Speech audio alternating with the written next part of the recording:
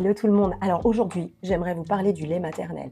Je ne fais pas partie d'une association pour le lait. Je n'ai aucun intérêt là-dedans, mais j'aimerais juste vous témoigner combien il est important d'allaiter son enfant. Et dans le lait maternel, on y retrouve tellement de choses. C'est de la bombe, c'est la meilleure vitamine. Si tu veux garder ton enfant en bonne santé, si tu veux garder le lien avec ton enfant, il faut pouvoir allaiter. Encore est-il qu'il faut pouvoir arriver à allaiter. Je vous fais passer cette petite vidéo, ce short, pour vous expliquer la puissance du lait maternel, ce que Dieu il a créé au travers du lait et ça se passe à l'intérieur de la femme. Alors, donc moi, je suis maman de 5 enfants et il y a 15 ans, quand je suis devenue maman, pour la première fois, j'avais entendu que c'était important d'allaiter, mais étant donné que ma maman ne m'avait pas allaitée et ne m'avait pas expliqué que le lait était important, j'avais pas cette conscience combien il était important d'allaiter son enfant. Mais je voulais faire l'effort, je voulais me dire bon bah c'est important, j'ai entendu que les premières heures, les premiers jours, les premières semaines, c'est très important d'allaiter son enfant. Et j'avais entendu 2-3 choses, mais j'étais on va dire complètement déconnectée de la puissance du lait maternel et de cette réalité-là. Alors j'ai eu mon premier enfant, j'ai commencé à le mettre au sein et puis j'avais pas toutes les meilleurs conseils, on va dire. Et donc j'ai commencé à mettre mon bébé au sein et rapidement j'ai fait des engorgements, j'ai fait des infections, c'était la cata, j'étais sous antibiotiques, j'avais les seins comme ça.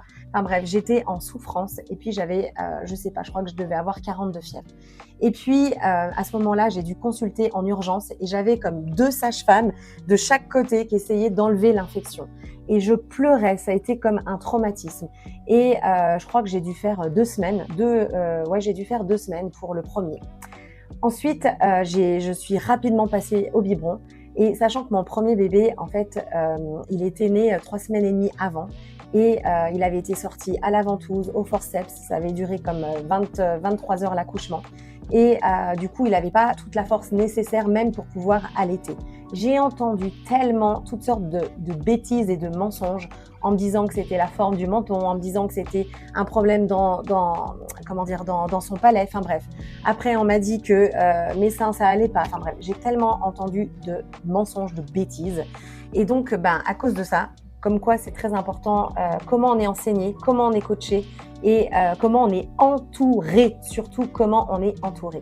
Et donc rapidement, c'était tellement une souffrance, j'avais personne vraiment pour m'aider que je passais mes journées dans la douche à essayer d'enlever tous les engorgements. Je suis passée rapidement au biberon. Ça, c'était le premier. Ensuite, enceinte du deuxième et donc là, toujours à vouloir persévérer, l'accouchement s'était relativement bien passé et j'avais vraiment ce regret de ne pas avoir réussi à allaiter. Donc là, bloqué à bloc et je me dis non, celui-là, je vais réussir à l'allaiter. Et donc, j'ai commencé à le mettre au sein, rebelote, engorgement, infection, antibiotiques. Je pleurais toutes mes journées. C'était tellement une souffrance que c'est devenu comme un traumatisme d'allaiter. Donc, je crois que j'ai dû faire 3 semaines et demie, même pas 1 mois pour Ellie, pour mon deuxième. Et donc, j'ai vite arrêté. Ensuite, je suis tombée enceinte de mon troisième enfant. Donc là, c'était une fille. Et quand j'ai accouché, là, je me suis dit « Ah non, là, je vais peut-être persévérer, je vais y arriver. » Et en fait, vu que mon mari avait eu des mauvaises expériences à cause de l'allaitement, ce qui s'est passé, c'est qu'il a été catégorique. Il m'a dit « Écoute, je préfère que tu n'allaites pas, que tu le vives bien, que ça se passe bien, que ce soit une souffrance, que tu sois mal. » Il avait vraiment mal pour moi. Et donc, j'ai dû renoncer à l'allaitement et j'ai dû prendre ces cachets pour couper le lait. Sauf que je voyais ma fille qui était... j'avais une culpabilité de ne pas pouvoir lui donner mon lait.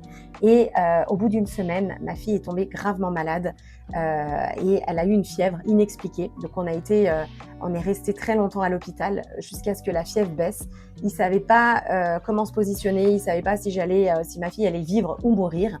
Et donc je sais que dans les conséquences, c'est qu'elle n'a même pas eu le colostrum, rien de l'allaitement.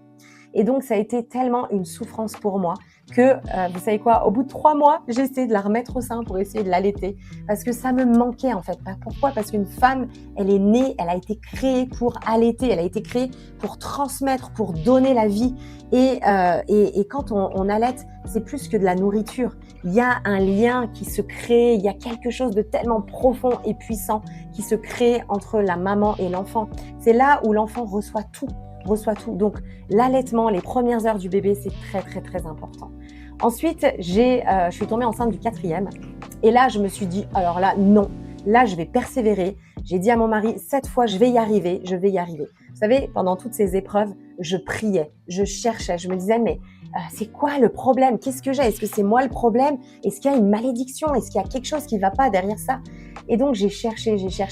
Et j'ai compris aussi, vous savez, souvent je dis les choses, elles se répètent. Donc déjà, de ne pas avoir été allaitée par ma mère, je comprenais que c'était comme quelque chose qui se transmettait et c'était quelque chose qui m'avait pas été transmis, donc j'étais incapable de le donner. Et donc là, j'ai mon 4e et donc là, à ce moment-là, je me dis non, je vais l'allaiter.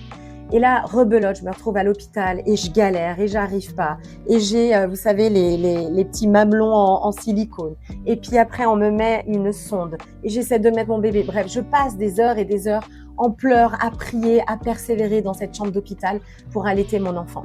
Et de là, j'ai encore toutes sortes de bêtises. J'avais un sage homme qui me dit, écoutez, vous pouvez pas allaiter, vous n'êtes pas faite pour ça, vos seins sont pas constitués, enfin bref. En gros, je suis pas normale. Et là, du coup, je me dis, bon, bah, je veux donner du lait. Je veux donner mon lait. Je veux pas donner de la poudre. En plus, quand tu sens la poudre dans les laits en poudre, est-ce que tu as déjà senti? Est-ce que tu as déjà goûté? Mais c'est horrible, c'est dégueu. Et donc, du coup, ce que je fais, je loue une machine pour tirer le lait. Et donc là, je tire mon lait avec persévérance, avec courage pendant 3 mois non-stop. 3 mois non-stop, je tire du lait, je congèle mon lait. Et j'avais ce début de satisfaction de pouvoir donner du lait à mon fils. Et j'étais tellement fière de moi. Par contre, je me trimballais avec le lait, la machine à lait de partout. Me voilà arrivée à la 5e enfant. Et là, ce qui se passe, c'est que merci Saint-Esprit, je trouve l'idée. En tout cas, on me dit, Émilie, il faut que tu ailles voir une conseillère en lactation. Et là, ce que je fais, c'est que j'anticipe l'affaire. Donc, avant que j'accouche, je vais voir une conseillère en lactation. Et en plus que je vais voir une conseillère en lactation, je demande un entretien conduit par le Saint-Esprit. C'est ce qu'on dit chez nous dans notre église. Et c'est des entretiens que même moi, je donne. Mais là, moi, à ce moment-là, j'avais besoin d'aide. Et là, je vais demander de l'aide à mon pasteur. Et je lui dis, écoute, j'ai besoin d'un entretien, j'ai besoin que ça perce dans ma vie.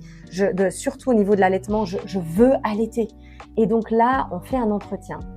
Et là, j'ai vraiment cette révélation, le Saint-Esprit me montre ce qui s'était passé dans ma lignée, dans les générations précédentes. Et c'est comme si il y avait eu des choses qui avaient été comme, tu sais, c'est comme quand tu te coupes l'herbe sous le pied. Tu sais, tu dis, tu veux commencer quelque chose, puis en fait, on te coupe l'herbe sous le pied. J'avais vraiment cette sensation-là où j'étais comme née pour donner, pour nourrir, pour bénir. Et c'est comme si l'ennemi avait voulu me couper l'herbe sous le pied. Et donc là, dans cet entretien, j'ai toute la révélation. Jésus me montre, je pardonne, je brise tous les trucs pourris. Bref, je me détache de tout ce qui a pu se passer et j'appelle la bénédiction. Et le Saint-Esprit me montre, bref, toute l'affaire, pour vous la faire courte. Et donc de là, je vais voir cette conseillère en lactation. Et là, elle me dit, écoutez, Madame Quinson, vous allez aller acheter une tétrelle. Je dis, c'est quoi une tétrelle? Et en fait, c'est une petite ventouse. J'essaierai de vous la montrer en photo, en vidéo. C'est une petite ventouse comme ça que tu mets sur le sein. Et elle dit, en fait, avant de mettre votre bébé sur le sein, vous allez mettre la ventouse. Et en fait, j'espère que même les hommes, si vous regardez, c'est pas grave, le mamelon, le téton va sortir. Et là, vous mettez tout de suite votre bébé au sein. Et donc, je fais, OK, vous êtes sûr que ça va marcher? J'avais un peu un doute. Et donc, j'ai tout anticipé, j'ai regardé des vidéos, etc.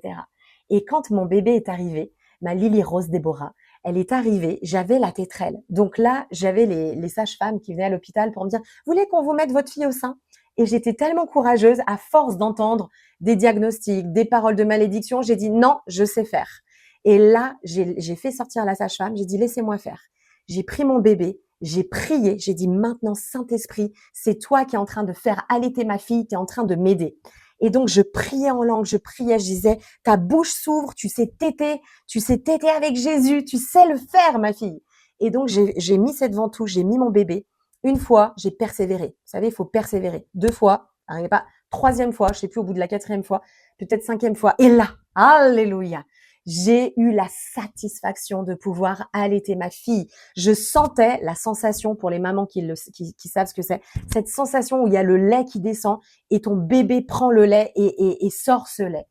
Et là, j'étais là, alléluia, et je pleurais de reconnaissance. J'étais là, merci Jésus, j'avais cette satisfaction. Vous savez, quand je dis il faut persévérer, il faut pas s'arrêter en chemin. Il m'a fallu 5 enfants pour que je goûte au miracle, au cadeau de ce que c'est d'allaiter, les amis. C'est juste phénoménal. Et donc là, j'avais cette satisfaction. Mon bébé, j'allaitais.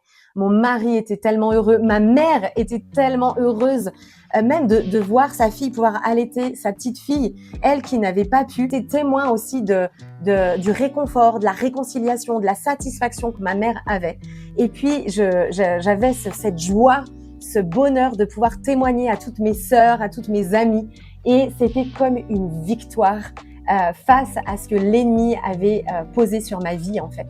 Et Dieu l'a changé en bien, il a changé le mal en bien. J'ai pu allaiter ma fille. Et j'aimerais vous dire les bienfaits de l'allaitement. Alors, les bienfaits pour une maman.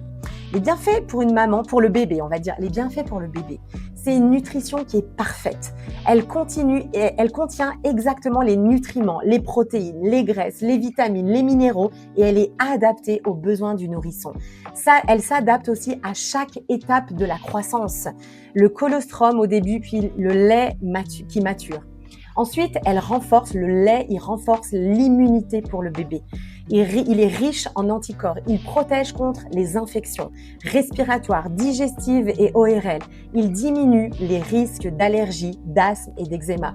Entre parenthèses, mes premiers enfants que j'ai pas pu allaiter ont eu de l'asthme et de l'eczéma.